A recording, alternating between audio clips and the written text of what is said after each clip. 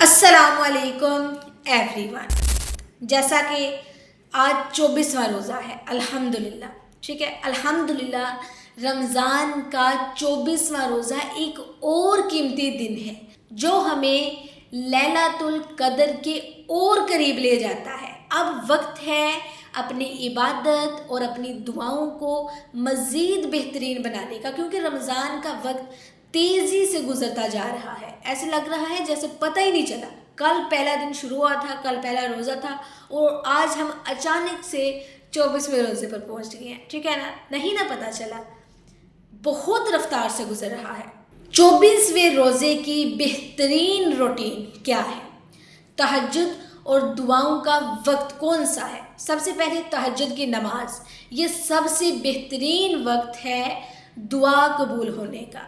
ٹھیک ہے، اس کے بعد استغفار اور معافی، اللہ سے اپنے گناہوں کی معافی مانگیں. دعا، روزے کی نیت کریں اور اللہ سے عبادت کی توفیق مانگیں. فجر سے ظہر تک عبادت اور ذکر کا خاص وقت. دیکھیں، فجر کی نماز جماعت کے ساتھ پڑھیں. قرآن کی تلاوت کم از کم ایک رکوع یا ایک سپارہ پڑھنے کی کوشش کریں. درود شریف کم از کم 100 مرتبہ کوئی سا بھی درود شریف لازمی پڑھیں. اس کے بعد اپنا دن ذکر الہی میں گزاریں. سبحان اللہ و بحمدہ، سبحان اللہ العظیم، لا الہ الا انت سبحانک انی کنت من الظالمین.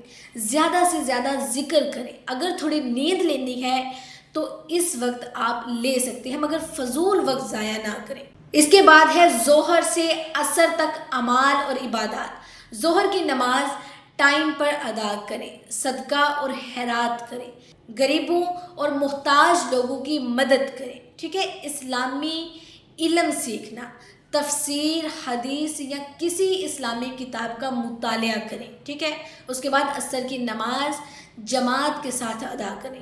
اب ہے عصر سے مغرب تک زیادہ عبادت کا وقت. سورہ ملک اور سورہ واقعہ پڑھنے کی عادت بنائیں. دعا اور مغفرت کی طلب، یہ وقت دعا قبول ہونے کا ہے، اس لیے زیادہ سے زیادہ دعائیں کریں. اوکے، افطار کی تیاری کریں، لیکن افطار کے وقت غیبت یا فضول باتوں اور نفرت سے بچیں. اس کے بعد ہے مغرب سے عشاء تک شکر اور عبادت کا سفر.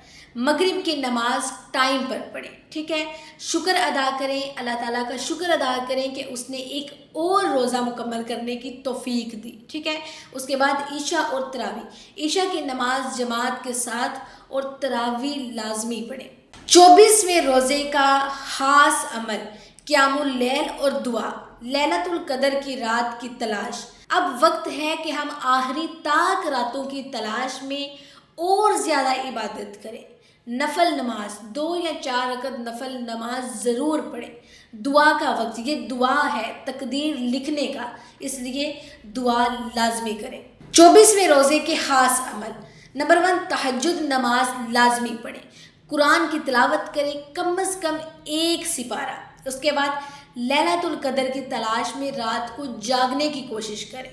استغفار اور دعاؤں کا زیادہ سے زیادہ وقت بنائیں. اس کے بعد اپنے لیے اور پوری امت کے لیے دعا کریں. کیا آپ تیار ہیں اپنی زندگی کی سب سے بہترین عبادت کے لیے؟ اس کا جواب لازمی دیجیے گا. اللہ ہمیں اس رمضان کا پورا اجر نصیب کرے. آمین ثم آمین.